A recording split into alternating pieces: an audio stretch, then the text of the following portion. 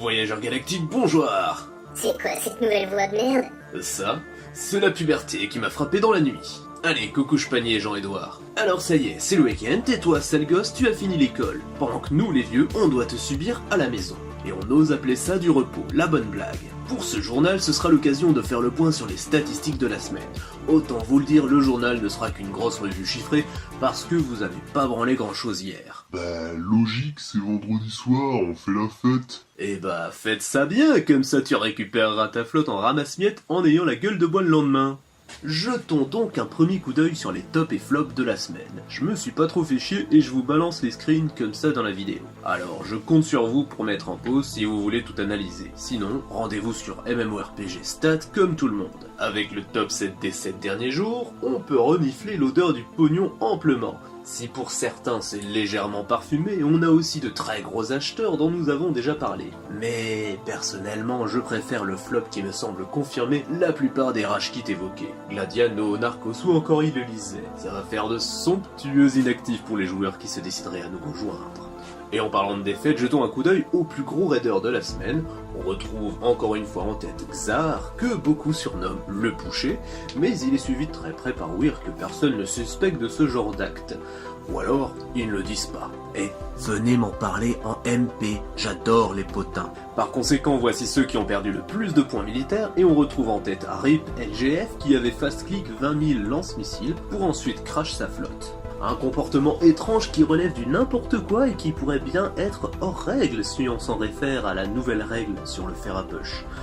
Eh mais c'est moi en position 13? Moi qui pensais que mes 5 tentats de lune ratés passeraient inaperçus. Et pour finir sur les statistiques, un coup d'œil sur le gain en points d'honneur ces 7 derniers jours. D'ailleurs je me permets un petit cocorico avec 3 projets dans la liste et aucun back from hell. Pour l'instant, la guerre ça nous réussit plutôt bien. Espérons que ça ne leur vienne pas à l'idée pendant que j'enregistre cette vidéo de venir me raser. Ce serait quand même con.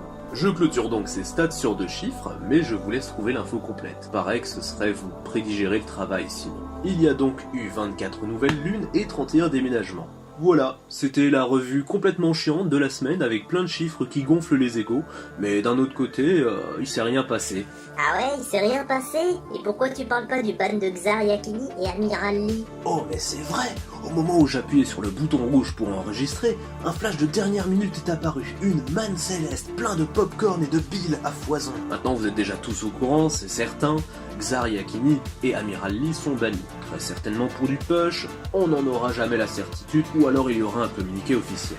Je ne suis même pas certain qu'il soit nécessaire d'évoquer ce cas, puisque finalement vous aurez déjà déversé toutes les possibilités sur le board. Vous êtes tous et toutes de belles ordures et j'adore ça. Allez, sur une note plus amusante qu'on pourrait presque qualifier de chronique sportive, on nous a envoyé le screenshot d'une expédition qui a rapporté plus d'1,5 million de métal. Oh c'est sympa! On va appeler ça un premier record qui en attend d'autres.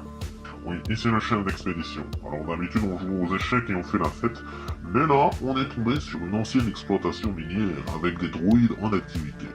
Il nous a juste suffi de ramasser. Commandant, c'était pas des droïdes, hein. Il disait s'appeler Na'vi. Oui, silence caporal. Si je dis que c'était des droïdes, ils peuvent être bleus et parler la langue de Pocahontas, ça reste des droïdes à nos yeux. 1 500 000 de métal, ils vont pas nous empêcher de les prendre, ces pecnos.